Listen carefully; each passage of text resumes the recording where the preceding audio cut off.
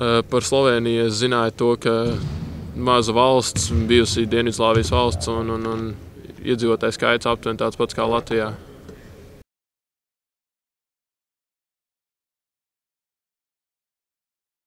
Es zināju tādus spēlētājus kā Jagodņīgs, Lorbeks, Lakovičs, Šmodišs un lielākoties visas Eirolīgas spēlētājus.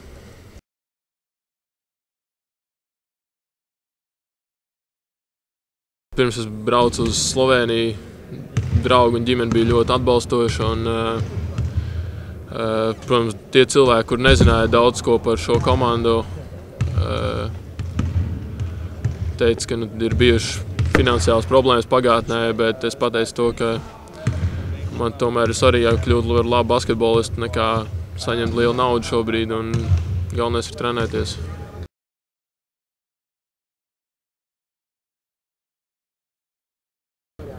Kad es atbraucu te un redzēju pirmo Eirolīgas spēli, kad arēna bija pārpildīta un tās emocijas, kas valdīja, bija vienkārši neticams, un es biju ļoti satraucs par gaidāmo sezonu, un tad es vēl nezināju, ka es spēlēšu, ka es trenēšos ar pieaugušo komandu. Un tad pienāca janvārs, kad es sāku trenēties ar viņiem, kad Juris Dauds man pajautāja, atnāca pāris treniņiem, tad jau es paliku pa visam. Un biju ļoti satraucs par to, ka jātrenējās kopā ar tik labiem spēlētājiem.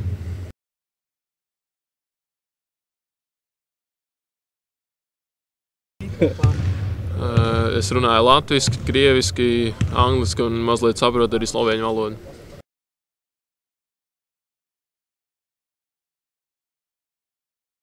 Man to nevajadzētu teikt skaļi, jo pirmie bija tikai vissliktākie vārdi, kādus var zināt.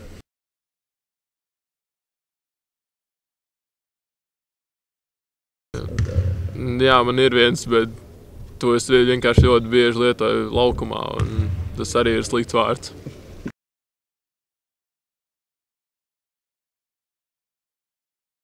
Tā man mīļākā lieta šeit ir tas, ka basketbols ir vispopulārākais sporta veids, jo Latvijā hokejs ir vispopulārākais, un tad futbols, basketbols ir aptuveni vienā līmenī.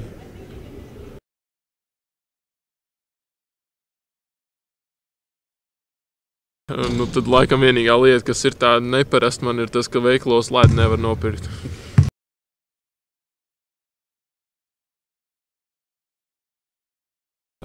Ljubljana, Maribor, Zlatorog, Laško, and Domžale, and Novo Mesto. Okay.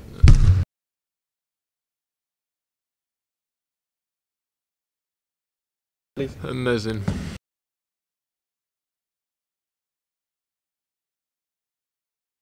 Mazliet vairāk par 2 miljoniem.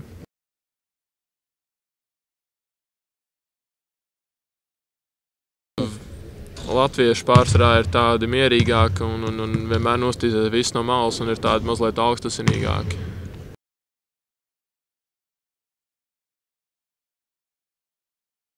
Nezinu, jo es ēdu restorānā satirnīgi.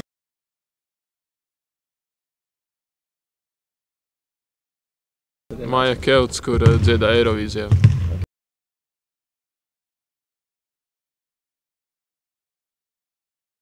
Jau pagājuši man vecāki ieradās man apciemot, un es parādīju Vecpilsētu, Pili un BTC.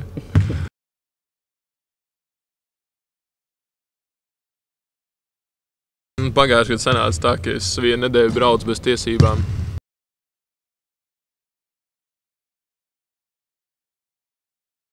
Pārsvarā es labi brīvo laiku pavadu kopā ar Sasu, un pagājuši gadu sanāca tā, ka bija arī es, Sasu un Špans, tā kā jaunie spēlētāji kopā.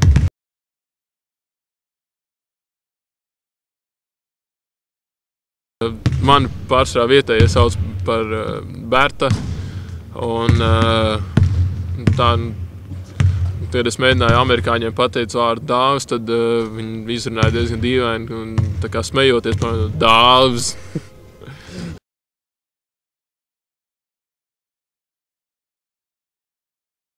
Es dzīvoju viens.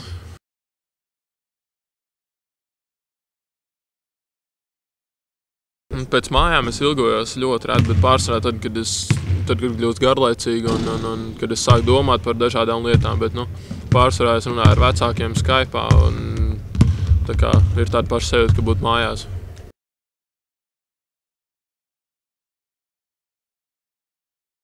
Pagājušajā gadā mājās bija tikai Ziemassvētkos un jaunajā gadā, un tas arī viss.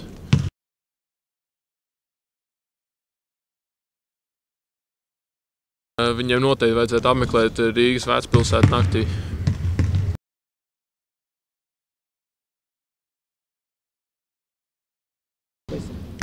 Manuprāt, Slovēnijā algas ir mazliet lielākas, jo Latvijā ir finanses krīze šobrīd, un veikalos cenas ir diezgan līdzīgas.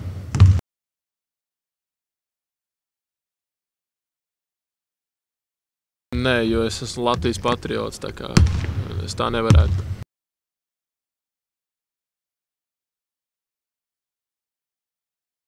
Nē. Es noteikti gribētu aiziet uz hokeja spēli. Mēs jau ar Sasu sarunājām, ka, kad būs diena brīva, tad dabūsim biļetes un iesim skatīties hokeju.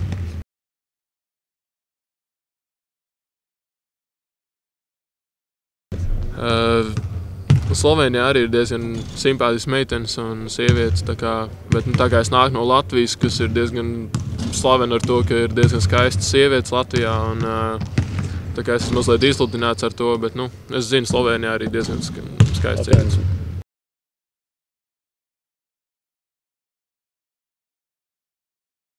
Nāciet noteikti uz Olimpijas spēlēm un lauziet krēslus, sēžot tur.